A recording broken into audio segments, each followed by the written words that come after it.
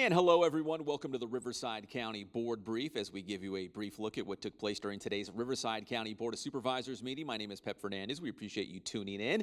Well, let's get right into it. What happened during the meeting today, and a lot of it was based on these short-term rentals. Let's take a look at some video from earlier today as it went before the board once again. That is Charissa Leach. She is Assistant CEO and Director of TLMA, the Transportation Land Management Agency, talking about the recommendations and some of the revisions they have made to short-term rentals. Well, long story short, they're going to continue to tweak the revisions just a little bit, specifically based on occupancy and how many acreage on occupancy and how they relate to one another. So it's almost done. We're almost to the finish line. We're getting very, very close. It will go back before the board on October 18th. Here's a little bit more from earlier today about short-term rentals. And again, I want to completely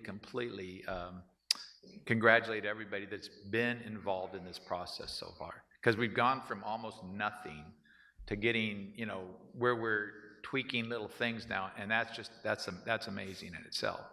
And again, I know we're driving you crazy, but I think even if we just go with these little changes now, and which are big, obviously, based upon some of this this new data, to a half from 1 acre in that group, and then go down to 2 from 2.5. I think those would be. Again, I feel that way, and I think some of my colleagues might. So just so you know, we will have to come back with a new, and it will move all the dates out further. So people are living older now. We'll probably still be around. Just know that it has to come back. All right, so again, no Board of Supervisors meeting next week, but we will be back on Tuesday, October 18th. All right, moving on, let's talk about Code Enforcement Appreciation Week, and let's take a look at some video from earlier today during the meeting as well. And yes, it looks like they brought everybody from Code Enforcement, but that's just a small sample size of all the folks working behind the scenes for Riverside County, enforcing county rules, regulations, ordinances. There is Bob McGee, the director for Code Enforcement as well, accepting the proclamation on behalf of his department. And it can be very challenging in some uncomfortable situations, but they do such a great job. And again, Code Enforcement Appreciation Week. Here's a little bit more from Bob McGee and his team during the Board of Supervisors meeting. It's a tough job. If we don't have code enforcement, we have a lot of different neighborhoods go in disrepair. Somebody might have rats climbing over this. It's just terrible. And you have no one to turn to. These men and women have to go out there.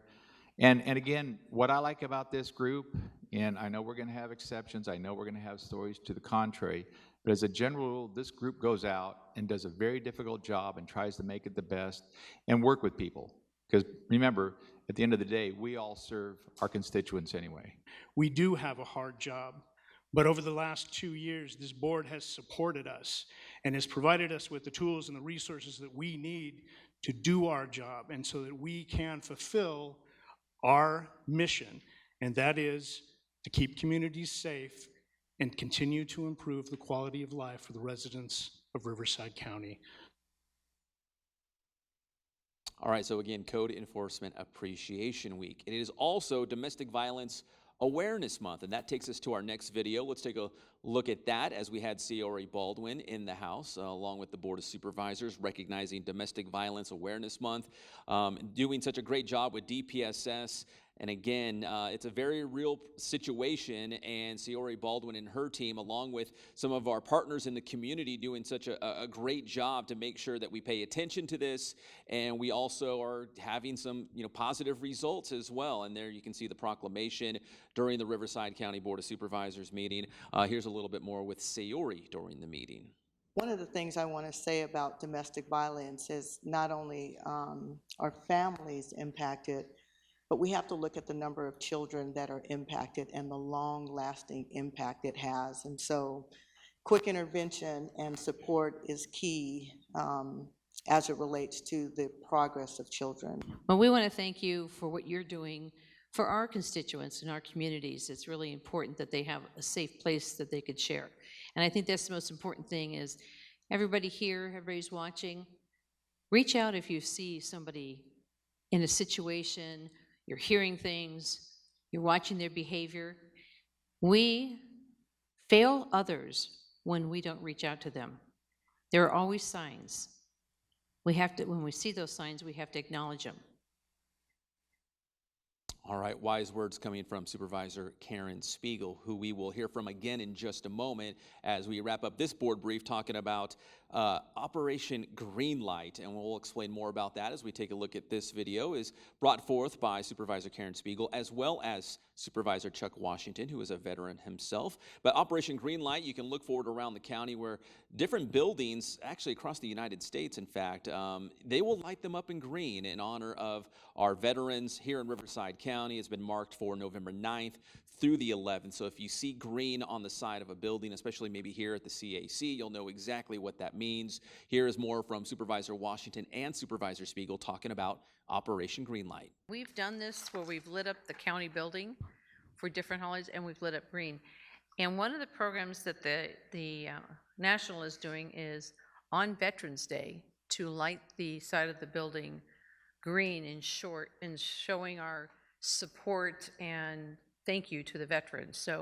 And so it's just another extension of us showing our support for our veterans. We have a great veterans department, Department of Veterans Services, and I think this just augments all of the good work that both the county, cities and communities and nonprofits are doing to support our veterans. All right, so that's going to do it for this edition of the board brief. It was a very busy Board of Supervisors meeting today. Next week, we will not have our scheduled meeting on Tuesday, but we will return on October 18th. My name is Pep Fernandez, and we will see you next time.